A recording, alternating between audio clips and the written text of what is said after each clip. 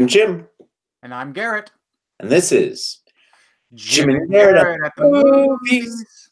Hello, everybody. Welcome to this episode of Jim and Garrett at the Movies, where we will be talking about the Nicole Kidman Oscar bait kind of film, Destroyer. We'll be pairing that with the Best Picture Award winner of 1971, The French Connection. And we'll also be talking about the latest news from Spielberg versus Netflix. What does Steven Spielberg have to say about streaming? We'll find out. So let's get started by talking about Destroyer. This film is directed by Karen Kusama. And it's written by Phil Hay and Matt Manfredi, starring Nicole Kidman. It is the story of a police detective who is pursuing the murder of a John Doe, and it recalls the episodes of an undercover operation that went wrong in her past. So that's sort of a basic plot summary. Garrett, what did you think of Destroyer? I think this is a film which is technically quite fantastic. I mean, all of the technical elements, the acting, the cinematography, the makeup, the editing, the general direction were just fantastic. Yes. Very, very well done across the board. It was incredibly strong. Obviously, I mean, you called it an Oscar bait performance by Nicole Kidman, and that's somewhat pejorative. But quite frankly, I think that it was deserving at least of a nomination, and she got a Golden Globe nomination, which she deserved. And I was sort of disappointed this film didn't do better, frankly, at the box office and get more attention because I mean it is a solid film. It is engaging, gripping. It's impeccably paced. I have a few complaints about the film, which I'll get into later, but overall, this is a very impressive film. Yes, I agree. It is searing. That was the word I used in my Twitter review, and I think that was exactly how I felt after I left this movie. I had the opportunity to see it in the theater, and it was just it was mind blowing. It was searing. It was difficult to watch in some cases. And Nicole Kidman has gone a long way away from her clapping without knocking her nails together at award shows. Like, this is a dirty, gritty performance by her, and by supporting work by Sebastian Stan as well, which I think is really good. The film is intricately plotted. This is a film that awards you for being smart, or rewards you for being smart, for being able to follow along with it. It's got some stuff going on in the third act that I don't want to talk about, although I think you do, and obviously not spoilery. But we will, yeah, like, there's some stuff in the third act that surprised the hell out of me. I think I have a few like scene level nitpicks. There were moments when I thought that the scenes themselves could have been tightened up a little bit, or that the objectives of the characters kind of got lost in characterization rather than actual characters pursuing their objectives. But that's just, it's minor nitpicks overall. I think this is a fantastic film, and I think Nicole Kidman, I mean, this was a really crowded best actress field. I mean, Toni Collette did not get nominated, and neither did Nicole Kidman. So and many of the nominees were also really quite deserving. So there's very few that I would knock out of that top five. That said, Nicole Kidman is absolutely fantastic in this film, and I'm looking forward to Karen Kusama. Karen Kusama's future work. Like, she's done a few things that I kind of like. Like, I think Jennifer's Body was kind of okay, and I liked Girl Fight, but Destroyer by far is and then some television work as well. But I think Destroyer by Fire is her best film, and I'm absolutely excited to see what comes next. And she directed Aeon Flux too, which was another interesting film, which based on a property which I appreciated the source material better than the final result, but still, yeah. I mean, I think she I never showed. saw the movie, so Yeah. I didn't include that in my list. Well, yeah, Kusama shows a real talent here. Apparently, Phil Hay, the primary screenwriter, actually is her husband. And I guess they work together a lot, and I think that there's. I mean, again, I'm not sure I would have known this if it hadn't been told, but I think that the screenplay works really well with the directorial style. Mhm. In fact, this is, I think, a rare instance for me where I think the power of the direction actually compensates for some weaknesses in the screenplay.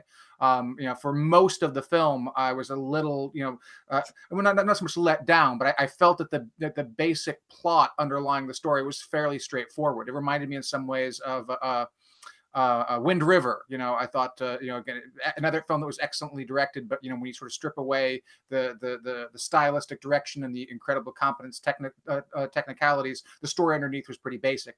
And for the first. For most of this film, I sort of felt the same way, that they're slowly revealing the story, and it's not uninteresting, but it's mostly interesting because Nicole Kidman and the supporting cast are so compelling, and the editing and the pacing are so compelling. The story itself, I thought, was a little underwhelming. But that changes in the third act. That changes in the end. It really sort of it is a film, I think, that has an excellent twist that makes you sort of reevaluate what you've seen and really have to think again about what you thought you witnessed, which is something I always appreciate in films in general and in a twist. It's a twist I did not see coming. I think it's Me neither. I'm always pleased to be surprised. There was a problem. I felt there was a plot hole sort of with it, which I won't spoil, but I think it's something, if you think about it for more than a few minutes, which it made me think about it for a lot more than a few minutes, that there was a character action which was necessary for the twist to work, which didn't really make a whole lot of sense to me. Although maybe someone else can make better sense of it than I. But I felt that was one of the aforementioned weaknesses of the film. Sure. Yeah, but I also thought that the character interaction was really quite strong. I mean, you were talking about how the plot is really quite straightforward. In both Wind River and in Destroyer, I was really engaged with the characters and their inner character drama. She's got some scenes with her daughter, which are pretty heartbreaking. Mm-hmm. She's got some scenes with her ex-husband that are mysterious at the times in which we are witnessing them, and of course her scenes with Sebastian Stan really work very well as well. So even though this plot might have had kind of a it might be on the surface rather uninteresting, the character interactions really kept me engaged throughout, though. So I'm really high on this film.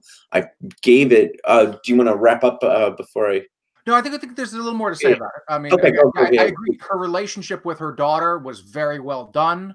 I felt some of the scenes with her and her daughter's boyfriend felt a little tired and repetitious after a while. I think one scene with that guy would have been enough. We didn't need to keep coming back to him. I thought the soundtrack, the score, the music, I thought was excellent. They did a great job sort of relocating us in time, depending on whether or not they were using sort of more contemporary music or music from the 90s when the flashbacks were set. In addition to the makeup, that made it really easy to tell when you were at one point of time versus another, which sometimes disconjointed timelines can fail to execute that well. This one succeeded quite nicely in that regard. So again, it used the elements of filmmaking to succeed at not disorienting us, but sort of keeping us on our feet so that we were aware enough to pay attention to where we were in the timeline. Yeah. I agree with you mostly. I could have done a little bit less with the boyfriend. That's fair. I kind of forgot about the boyfriend, to be honest. I mean, it's so much funny for the Oscars, and so I kind of forgot about the boyfriend between then and now. Yeah, I mean the actor who played him, I think, did a fine job playing sort of a scumbag, exactly the kind of guy who 23-year-old guy who would date a 16-year-old girl. So I mean, it's to the actor's credit that he nailed the part, but the part itself, yeah, was just sort of A little bit not interesting enough. Yeah, yeah. I can buy that. That makes sense.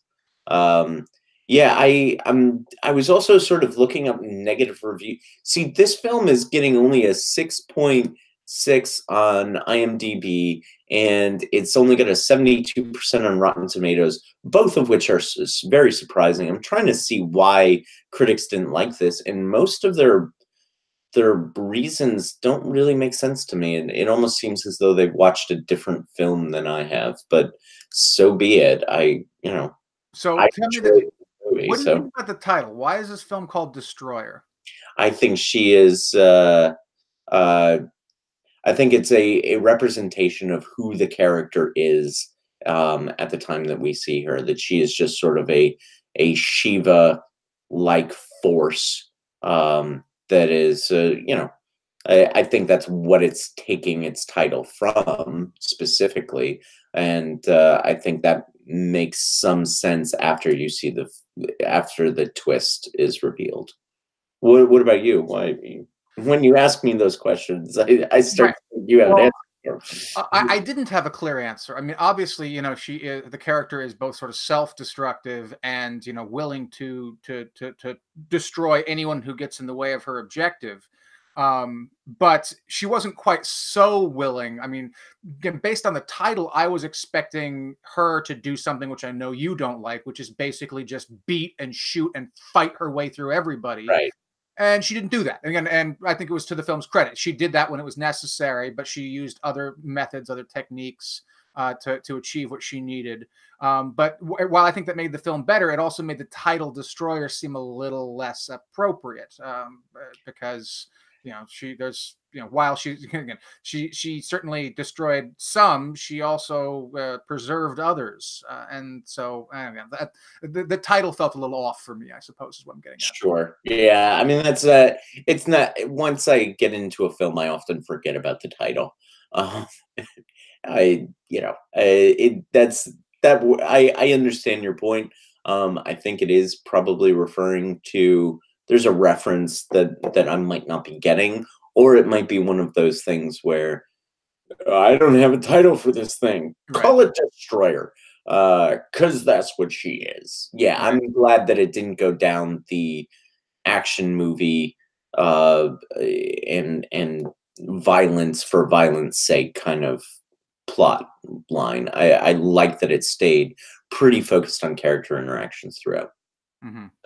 I'm giving this 4 stars. I could probably even go up to 4.5, maybe, but my initial rating was 4 stars, and it was like a high 4 stars on it too. Well, one last sort of criticism Oh I yeah, had yeah. Go is ahead. while the makeup and the aging were again fantastic, I think they were almost too good because I was often confused about which character was which person, as we were moving forward, which members of the gang, because, again, they're aging 15, 20 years, something like that. And sometimes the film deliberately showed you the old person and then flashed back to the young person so Right. you could connect them. But other times they didn't do that. And I couldn't remember, I knew that Silas was the head of the gang and that was the one she wanted the most, but I couldn't remember which one was him. It's like, what is he supposed to look like? Have I seen him already? And so there's a little disorientation there, which was easy enough to overcome or at least suppress when it flared up. But I do wish, I mean, again, strange to say, I wish the film held my hand a little bit more. But when it executed so well, again, both the makeup and in general the time shifting back and forth, it felt off that I wasn't able to track better which character from the gang in the past was which character from the gang in the future. I wonder if you like it more on a second viewing. I'd wonder if I like it more on the second viewing. Once some of that stuff. So, I mean, knowing the end and then knowing how this film works structurally, I think that I wonder how I would feel about it on a second viewing. And same for you, if you had issues with connecting some of the characters. I don't remember feeling that. but still, I now that I've seen it, I don't think that I would have that problem, you know. So, Mhm. what do you give this out of 5? Or do you have any more nitpicks? Yeah, no, I think again, I'm tempted to go 4.5 too, but I think given the minor criticisms I have, probably 4 is probably the stabler grade. At the same time, though, and again, not to keep beating this dead horse, but that does make it for me one of the best films of 2018, which, as Right. I said, is a film of the year that was bad for film. But I mean, if I'm putting together a top 5 list, Destroyer would probably be on it. Yeah, it was, I put out my, best films of 2018 before I saw Destroyer, which was kind of bad on my part. I should have waited until I saw every movie from 2018. But yeah, I would have included this, you know, on that list as well. I probably would have put it right below Searching, or maybe even above Searching, which probably would have knocked off Into the Spider for for that film. But yeah, this is definitely one of the best of the year. Agreed. Okay, so two big recommends for Destroyer if it's in the theaters, in limited release still. If you can catch it in some of those limited release theaters, please go see Destroyer. It's a film worth seeing on the big screen, but if you can't, definitely check it out on VOD. Likewise, we have The French Connection. This was the Best Picture winner of 1971, directed by William Friedkin. It tells the story of a pair of New York City cops who are chasing a narcotics bust organized by a French crime lord.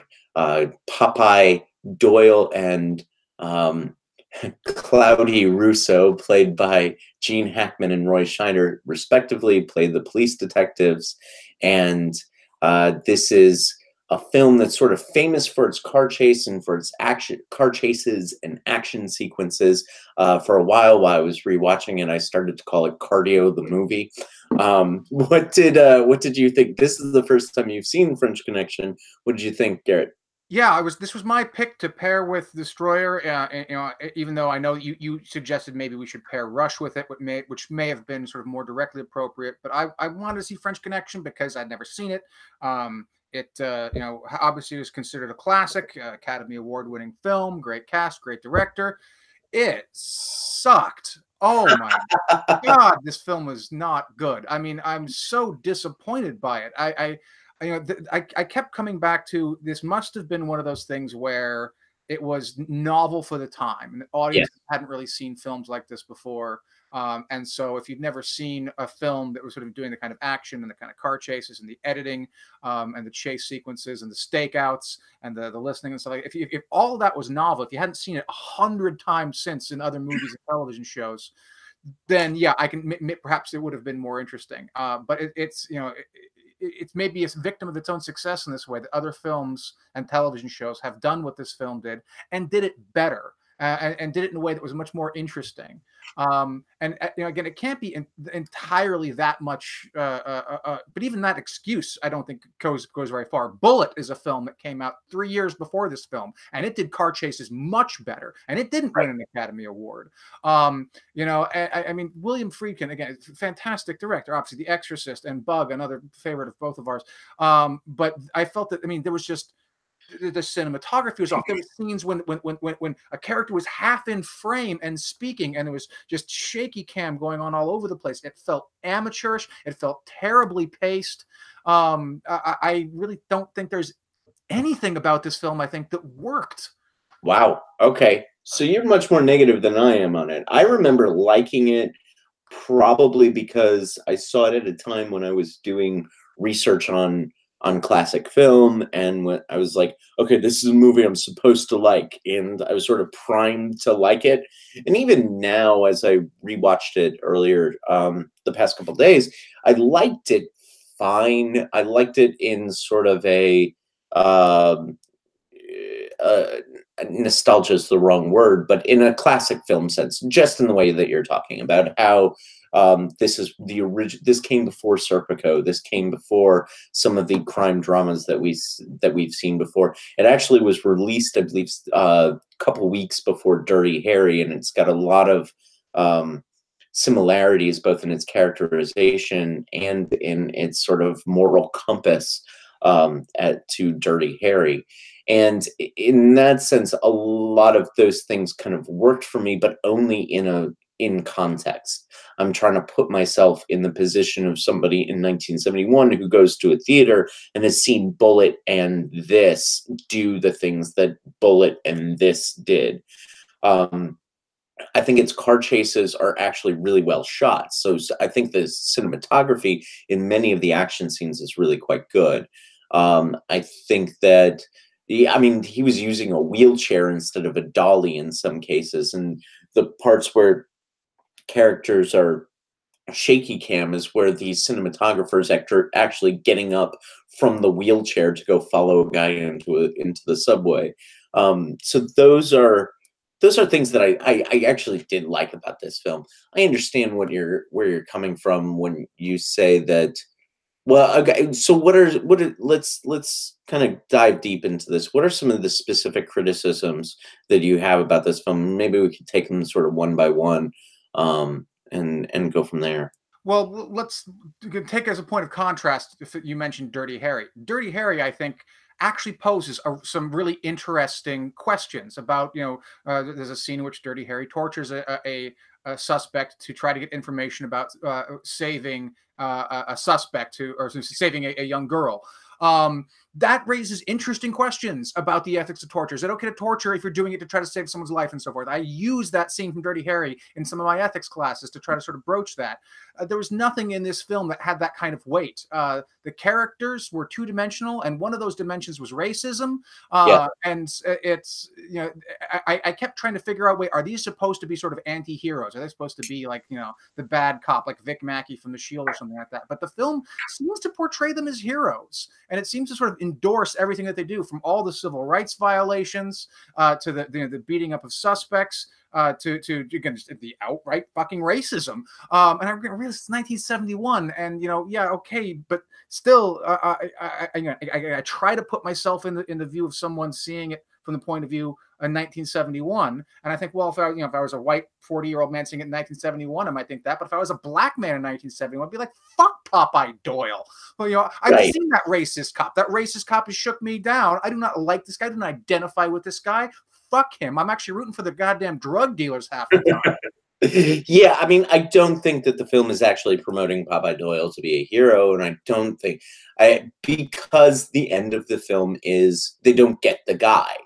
They don't get the like it ends up being an unsuccessful sting operation, and as a result of that, it seems to be that even though all of these methods that this guy goes through, one of them being outright murder, putting it on the movie poster, that is those are not supported by the eventual film, I think. And Gene Hackman himself, according to Friedkin, was sort of cringing at the racism that his character had to that the racist words that he as an actor had to say as the character.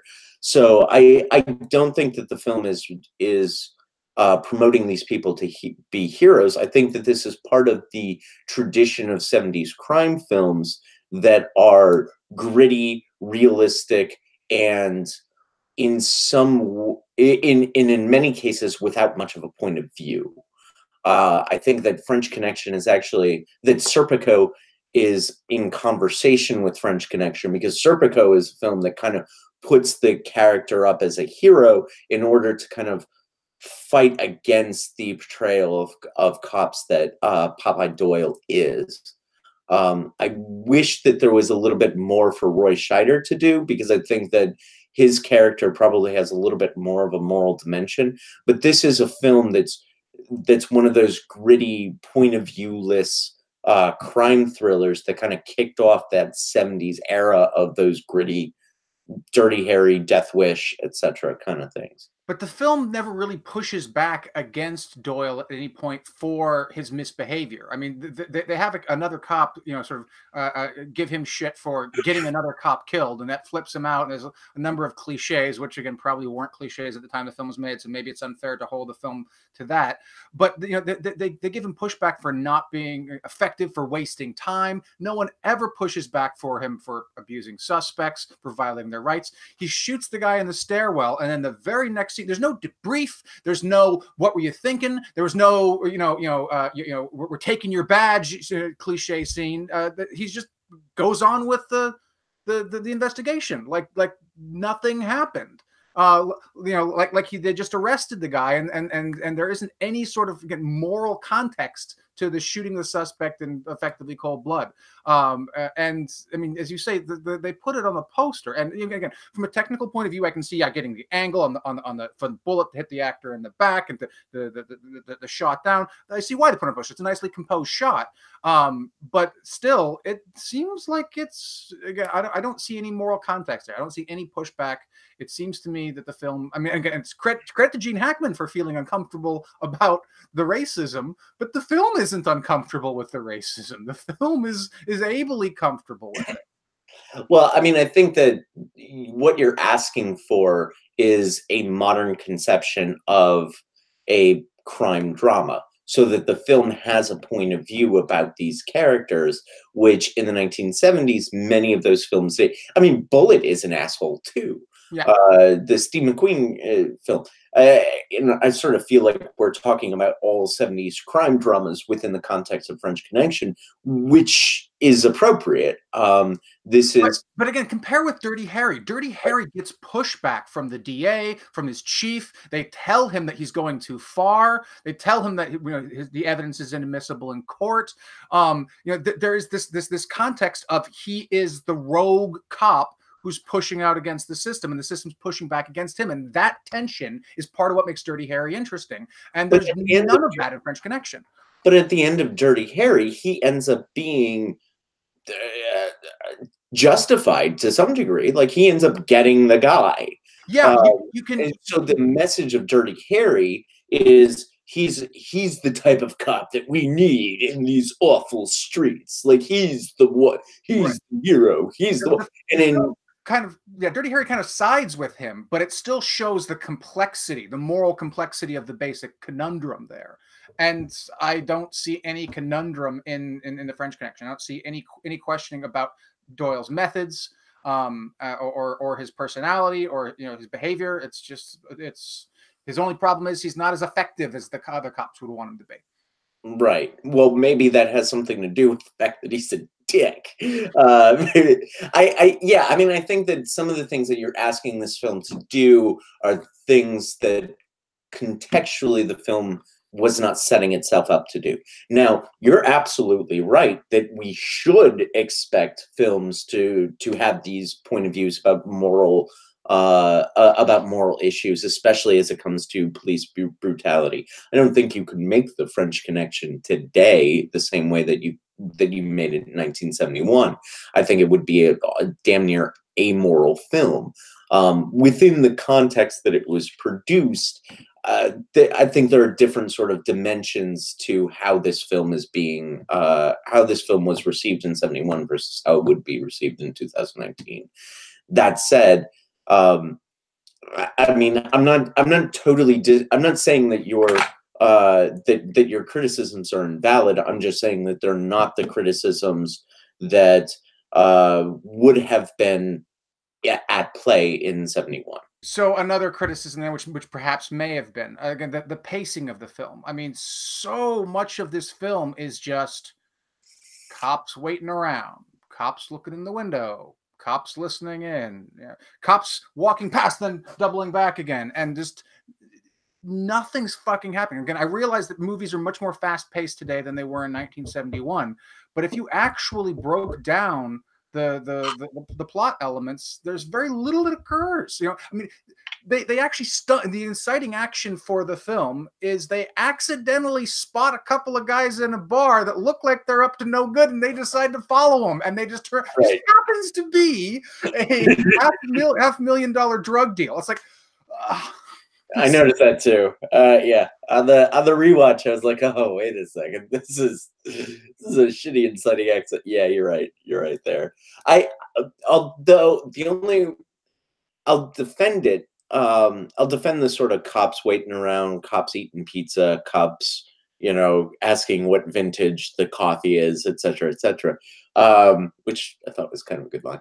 I'll defend that because I think that there's a particular scene in All the President's Men, which I guess we're just going to talk about all of the movies from the 70s, when there's this long shot of just Woodward and Bernstein reading in the Library of Congress, and it pans up, and then there's more reading and more reading, and it's a pretty long sequence of just Woodward and Bernstein reading shit.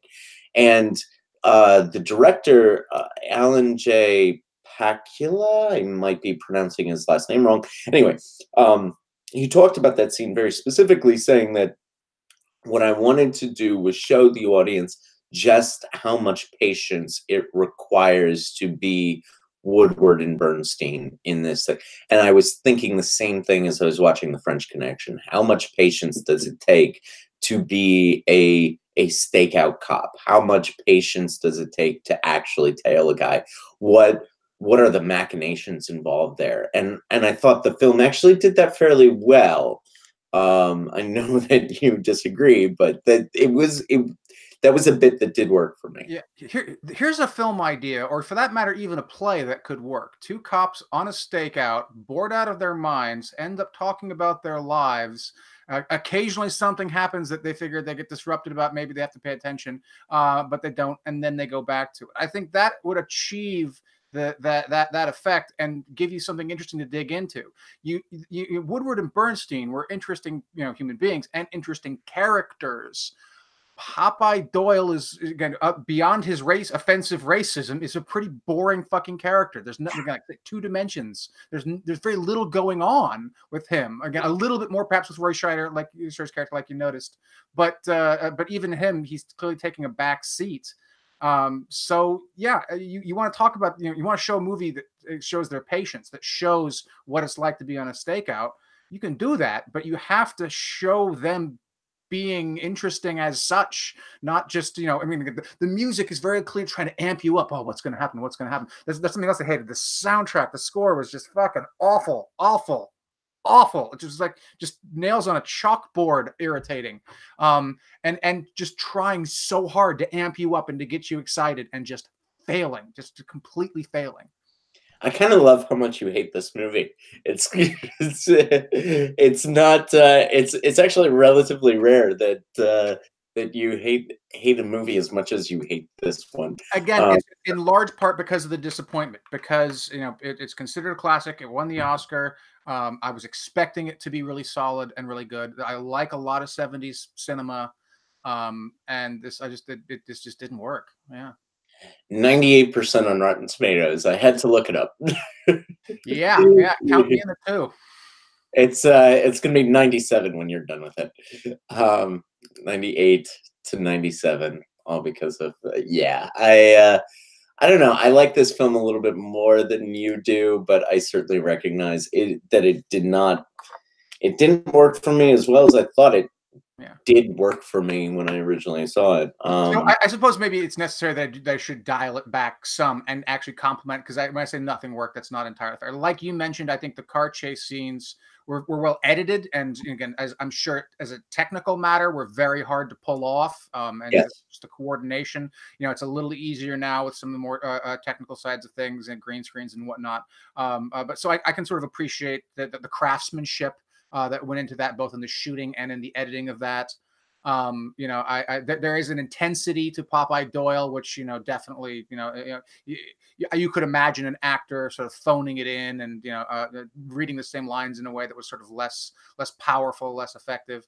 So again, there were some things that worked. It was a little too critical of me to say that nothing worked, but the things that worked by and large were overwhelmed by the things that didn't. Let me tell you about the Best Picture race of 1971. I don't know how many of these films you've seen. I've seen 4 out of the 5. It's The French Connection versus Nicholas and Alexandra. I haven't seen it. I don't know anything about it, so I'll just sort of knock that aside. So French Connection versus A Clockwork Orange, Fiddler on the Roof, and The Last Picture Show. Now, I don't know if you've seen Fiddler on the Roof and Last Picture Show, but those are awfully great movies. Yeah. And of course, Clockwork Orange probably should have won. Yeah, I think I would have to give it to Clockwork Orange. I mean, Clockwork Orange was a film that really seriously disturbed me the first time I saw it. Right. But yeah, anyway, that's a conversation for another day. Yeah, and Last Picture Show, if you have not seen Last Picture Show, it is fucking brilliant. Peter Bogdanovich, Jeff Bridges, Sybil Shepherd. It's a brilliant, brilliant film. Which I might have said about French Connection until I rewatched it. Okay, so I'm giving this a barely recommend, probably only for film fans, film aficionados. I'm giving it the 3 stars. I am certain that you are below me on that. Yeah, 1 star for me. 1 star for The French Connection. The IMDb score and the Rotten Tomatoes score howls in pain. Okay, let us move on to our news item of the day. Steven Spielberg has said some things. He is going to propose, it is rumored, it is reported in multiple news sources, that Steven Spielberg is going to propose a rule change to the Academy Awards at the next directors meeting. As far as he's concerned, as it currently stands, Netflix, I'm reading from IndieWire right now, as it currently stands, Netflix should only compete for awards in the Emmy arena. As the Academy governor representing the director's branch, Spielberg is eager to support rule changes when it convenes in its annual post-Oscar meeting. Quote from Spielberg's Amblin spokesperson, Steven feels strongly about the differences between streaming and theatrical situation. He'll be happy if others will join his campaign when it comes up at the Academy Board of Governors meeting. He will see what happens. Those rule changes would have, if they were in effect, they would have effectively ruled out Roma. And if they are in effect, they will most likely rule out Martin Scorsese's The Irishman.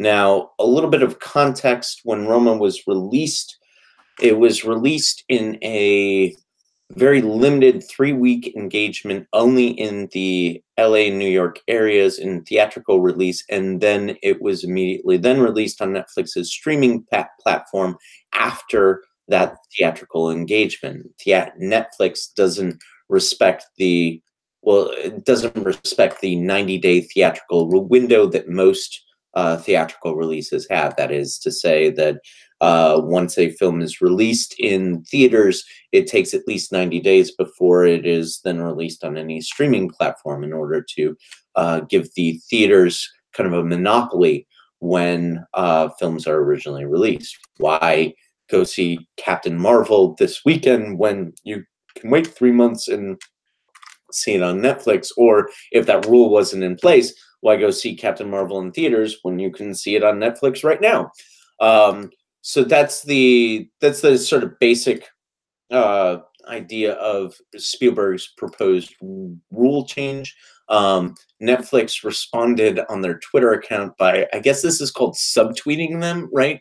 Where you, okay, I don't know these phrases.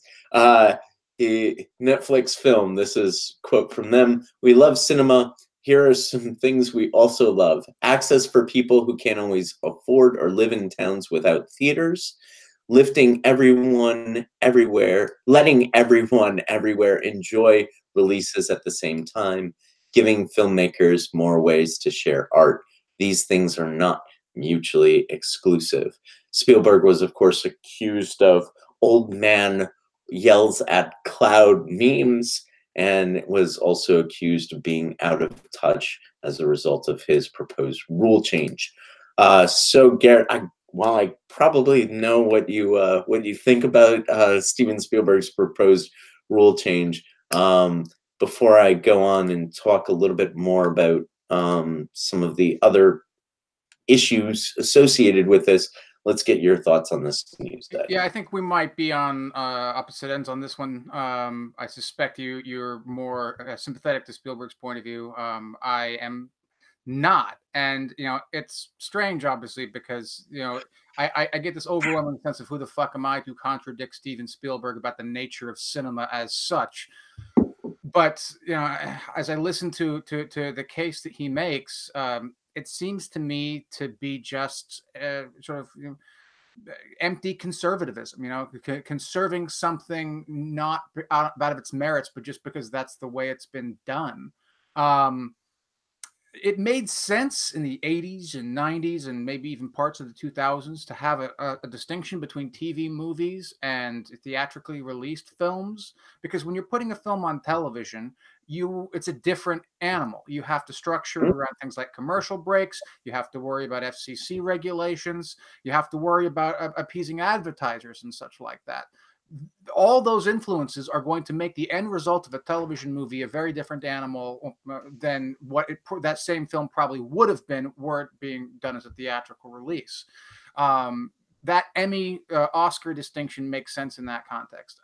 I don't think it makes sense anymore. It seems to me that if you're judging best film, you should be looking for the best film. It shouldn't matter whether or not it was made for a streaming service, whether or not it aired in cinemas. I mean, for that matter, I can sort of understand the rule about it having to air in New York and LA, just because there's so many independent films and such like that. It'd be hard to sort of vet them all. There should be at least some gatekeeping to keep the total wackadoodles and no talent hacks out of contention. But beyond that sort of basic sort of screening for to make it possible to sort through the films in the first place. Yeah, I mean, Roma, case in point, right? Is Spielberg honestly saying that Roma wasn't a good film, that it shouldn't have been in contention on its merits, that it didn't deserve to be up there with the other best pictures? I mean, maybe he is saying that, but I never heard him say that. It seemed to me like he was just saying, I don't like streaming services. And well, he did. Yeah, I mean, let me. You're throwing a lot of points out there, so let me respond to sort of each one as we go on here. I mean, in the 80s, 90s, one of the major concerns was all the things you listed, but also budget concerns. There was no way that ABC was going to be able to make Star Wars in 1977. There was no way that CBS was going to be able to make, Raiders of the Lost Ark in 1981. On and on and on. So budget concerns, where it was almost leveling the playing field so that the larger budget films can compete amongst themselves, and the smaller budget films that would air on television would compete for the Emmys. So I understand your point about the context and the different mediums that these things were operating in the 80s and 90s. I think all of that changed with sort of the HBO revolution, where they started making really premium content and then just sweeping the Emmys with shows like The Sopranos and later other HBO films that ended up doing quite well at the Emmys. But yeah, I mean, as point of fact, Steven Spielberg did promote the worst Best Picture winner since Crash, Green Book, in this year's contentious Oscar race. This is per IndieWire. Steven Spielberg did vote for fucking Green Book. So in that, I disagree with him. Yeah, I think that the problem is so for me. I kind of want to divorce this from the way Steven Spielberg's argument has been portrayed in other entertainment websites and other entertainment news shows, and sort of talk about the merits of the argument based upon all I know of it.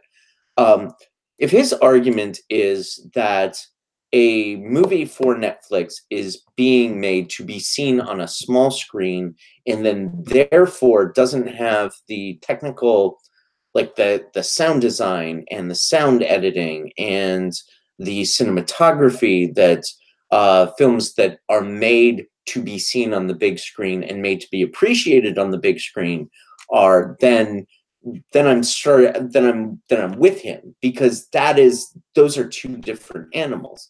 I saw Roma on a streaming. I saw Roma on Netflix. I wish I had seen it on a big screen, because the cinematography in that film is absolutely amazing. And there were things going on in the sound design that I didn't fully get, because I watched it with a not theatrical. I watched it at your house. I watched it with a not theatrical sound system, and I think that I detected that there were some interesting things that Cuarón was doing with sound and sound editing in that film that I didn't fully pick up on.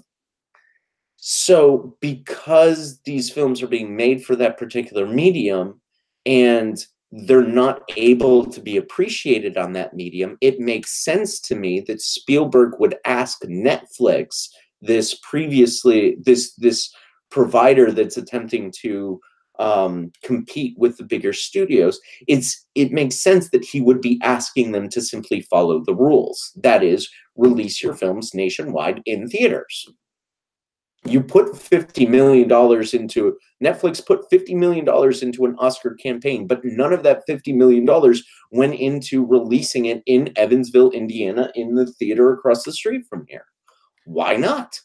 Why not release your film in theaters and also release it on your streaming service? I understand that that would be an economically difficult decision for Netflix, but let's follow the rules of the Academy, and follow the rules that have been set by that everybody else has been playing by, and let the Academy sort of you understand what I'm saying. Let the Academy sort of match the rules that everybody else has been playing by. That is, if you want your movie to be released in, or to qualify for Academy Awards, then put it in the theaters. Do a nationwide distribution, just like Sony and all of the other, Disney, et cetera, all of the other major studios have done. If there's a legitimate concern there, it's that studios shouldn't be spending $50 million campaigning for awards. And I can agree with that. I can totally get behind that. That's a problem. But the problem isn't that the studio that was doing that happened to be a streaming studio. So to your first point about not picking up on the nuances, some of that is the fact that, yeah, I have a 10-year-old television and a fairly cheap surround sound system. You can get higher. I didn't want to throw shade at your Hertz surround sound system in our podcast. Yeah, but point being that if that is a problem with my home theater rather than with the services as such. There's plenty of theaters out there, like genuine theaters that have crappy surround sound, that have bad projectors and so forth. So that's not, I think, a difference in kind so much as a difference in degree at best. I mean, Netflix can't be making this argument about how they're the great democratizing force in the class conscious world when they're like, oh, and you also have to spend $8 million to upgrade your living room to a theater. Yeah, it's far, far less than that these days. I mean, televisions are ridiculous. I'm exaggerating, but yeah, no, I mean, there's a reason why everyone has a goddamn flat screen, even people fairly in low income brackets, because they are dirt fucking cheap right now. But again, that point aside, I agree that, yeah, I wasn't completely persuaded by Netflix's defense either. But granted, it was a tweet, so what you got to pull off what you can in a tweet. Yeah, to the point about sort of following the rules, pretty sure they did. That's why they were eligible in the first place. Seems to me like Spielberg is wanting to change the rules just specifically to target a studio, or if you prefer, a delivery a variety that he doesn't like, and that. Again, that strikes me of conservatism for the sake of conservatism. You don't like the fact that I wouldn't say he lost, because obviously it wasn't his film that was in contention, but he doesn't like the fact that the model he prefers didn't win, so he wants to change the rules so the model he prefers doesn't have to compete with the model he doesn't like. Netflix, you're right. Netflix did follow the rules. They followed the rules to the letter. They did the minimum amount. to qualify for an Academy Award. They did a minimum amount with a movie that had an incredibly high budget and had a real chance at being Best Picture. Those following the rules to a minimum amount, like they would for a documentary or one of the sort of below the line awards. That's what they did, and Steven Spielberg wants to raise the bar so that they're following the same rules that Green Book and Black Panther and Black Klansman and all of the other nominees did this year as well. You have 12 pieces of flair. 12 is the minimum numbers of pieces of flair. What do you say about someone who only does the minimum amount? Exactly. Yeah, no, so are you casting Steven Spielberg as the boss in Office Space? Yeah, pretty much. I mean, what would Steven Spielberg say if we made the rules? Okay, now we're going to make everyone has got to play by the same rules. You got to release your film in the theaters and then next week release it on a streaming service. Everyone has to play by the same rules. Why can't they play by those rules? Why can't they play by the rules that favor the other model rather than this one? Yeah, watch the studios explode. Bob Iger would explode if you did that. So precisely. So that suggests again that the motive there is financial. It's industrial. It's conservative. It's not about the art. It's not about the film. Now again, I understand. Movies have to get funded. They have to. There needs to be a business model that allows them to profit, so you can make movies. I'm not complaining about the basic capital structure of filmmaking, at least not here. But the point is just that you can't say that everyone has to play by the same rules when you're loading the dice in favor of one model rather than the other, not on the basis of artistic merit, but on the basis of background. Again, art's always judged in context, of course. It doesn't exist in a vacuum. But for something like Best Picture, Best Film, what should matter is the film as it exists in the can, so to speak, not whether or not you like the politics or the economics or the business model of the studio that is putting it out. That's a fair point. I mean, I sort of like your comparison where it was, okay, so let's change the rules to benefit streaming models and see what Spielberg and Disney would say about that. And of course they would explode. Let's sort of shift. I mean, that's a fair argument. Let's shift gears. Theaters, they actually did have a banner year in 2018. That was one of the tickets sold was up. Total box office was up. It was actually a really good year. A lot of that had to do with Black Panther and Infinity. Excuse me, with Black Panther and Infinity War and the Marvel films and superhero films as a whole. They did really well last year. But theaters as a business model are getting a serious hit from Netflix and from other streaming models. I don't know if Spielberg's motivation, I'm not going to crawl inside the guy's head, but I don't know if his motivation is to save movie theaters. But if his motivation is to save movie theaters from the encroachment of the streaming models, that seems to be a worthy goal. The theatrical experience is one that we do need to preserve, and if we don't let some machinations work in their favor, then they are going to become like the Playhouse, where it's a premium experience. It already, in some places, is a premium experience. What do you say to that, as that this is sort of a way to push back against the encroachment against theaters' business models? I think it's a better argument because I do value the theaters. I do like going out to the movies. I would not enjoy a world in which I couldn't go out to a movie, which I could watch everything at home, but I couldn't go out to see one. That would be an impoverished world. So in that sense, I think it's better, but I still don't think it's very good. For one thing, I mean, again, if you're gonna stick to the capitalist model of filmmaking, like I was talking about a second ago, if you're gonna defend that basic idea, then theaters have to be able to compete with Netflix on a fair and even playing field. If consumers prefer the Netflix model to the theater model, then as much as I like it and you like it, it's not clear that we should be able to load the dice against the Netflix model just to preserve a way of appreciating films that you and I like. Again, that's not how capitalism works. That's protectionism. So again, if you want to destroy capitalism and say that capitalism isn't the way to go, or that there needs to be certain regulations for certain purposes and so forth to preserve historic works of art, something like that, that kind of argument can be made. But that's much more nuanced of a take than just theaters are under threat and therefore they need to be defended. But and those are arguments for another. Yeah, I mean, we're not going to get into vast Keynesian economic theory on the podcast. But yeah, I do sort of I see.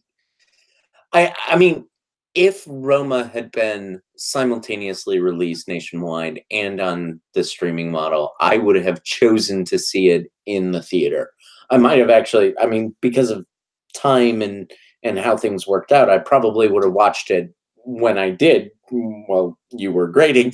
But I would have also gone to the theater to see it because I knew that there was something that I could appreciate about that film on the big screen that I wasn't able to get on a smaller than big screen. Once again, not trying to throw shade at your living room. 720p, for God's sakes. It's a dinosaur. Okay, all right. So you can throw shade at your living room. I won't. And when The Irishman comes out, when Joe Pesci unites with Al Pacino and Robert De Niro and Harvey Keitel and Martin Scorsese, I want to see that fucking movie on the big screen. And if I have to fly to LA within a 3-week window to see it on the big screen, that's asking a little much. I mean, maybe I'll do it, but it's asking a little much. And so, I am sympathetic with Spielberg's point in ways that perhaps you aren't, and then perhaps the majority of the internet isn't as well. I mean, I've seen very few tweets that have supported Spielberg's point of view in this, which fair enough. But again, that's regressing again to the original argument. I want to go back to your second argument because, like I said, I think that's the better one. But I think there's good news, and that's, I mean, you say that theater houses may go the way of the playhouse. The playhouse isn't suffering. There's playhouses in every city that's got more than 10,000 people. Now, granted, some of them are amateurs, some of them are students, but there's several playhouses in Evansville, and some of them are actually quite good. Some of them apparently are even producing Academy Award-winning actors. University of Evansville is where Rami Malek went to school. Go ahead. Yeah. So, the cinemas aren't going anywhere. Enough people like cinemas. Now, granted, certain cinemas might shut down. They may get modulated to things like, where they're more dinner and a movie and sort of the bigger sort of cushion chairs and so forth. But again, I think that's somewhat of a good thing. They're responding to pressure and trying to be more competitive and trying to offer better services and things that people are going to enjoy more. So that's at least overall, I'd say, a net plus. But there's you can hold me to this, but come back 10 years from now, barring any sort of legislation or major sort of industrial industry-wide regulation, government or self-regulation, even if it stays the way it is, there's going to be plenty of movie theaters. You're not going to have to fly to LA to see a movie in a theater, even if you might have to do it for a particular film. Right, for The Irishman. Yeah, for The Irishman, you're going to have no difficulty finding. I mean, seriously, I can't even remember how many different cinemas there are in Evansville, but I'm willing to bet 10 years from now there will be at most one fewer, and maybe even more if the population continues to grow. There are 4. Cinemas are fine. Yeah, there are 4 too owned by bygones. That gets into. I mean, we'll talk about corporate consolidation on another podcast. One thing I did want to sort of do a little bit of historical context on this is, when movies first came about, they were sort of competitive with the theater, with plays and whatnot, and they won that. Then theaters had to compete with television, and first they tried 3D, and that didn't work, and then they tried big CinemaScope films, and that sort of worked. And then the 1970s came, and here's the place where you could see people saying fucking shit and shit. And it was premium adult content in the 70s that sort of won out over television. Then the big screens, the home HD blah, blah, blahs came. And at that point, theaters had to go to the studios and start making bigger comic book action CGI spectacle movies, and that was able to win out. I don't know what the theaters are going to be able to do to compete with streaming if they get rid of some of these, if the Netflix rules take over, where they don't respect the 90-day theatrical window, et cetera, et cetera. And I don't know how the theaters are going to respond to that. And I don't think that being able to order a burger while you watch a movie is going to be enough to get people out of the house. Respect the spirit of entrepreneurial capitalism and the innovation that it drives. Again, you don't have to be able to anticipate it. The point is that there's people with millions of dollars, billions even nationwide on the line to figure out a way to make it work. That's a pretty powerful incentive. Now, granted, Blockbuster did go the way of the dodo, so clearly there is some precedent for things being driven out too. But it's worth noting that Netflix killed Blockbuster. It's not killing theaters. Not yet. We shall see. Time will tell. Time will tell. Time will tell. Okay. That was a long and wide-ranging discussion about Steven Spielberg's proposed rule change. All right. So let's tease the next, unless you have other things that you want to. Okay, great. Yeah. Let us tease the next episode. We are going to be talking about, well, there's no other movie being released this weekend. It is Captain Marvel. We'll be pairing that with it'll be DC versus Marvel on Jim and Garrett at the Movies, where we talk about Captain Marvel and also Wonder Woman on next week's episode. So we will give our review for Captain Marvel. It's getting some concerning reviews, but we will see it, and we will give you our thoughts next Tuesday, as well as a discussion of Wonder Woman, and then whatever news happens between now and then. Until then, my name is Jim. And I'm Garrett. And this has been Jim and Garrett at the Movies.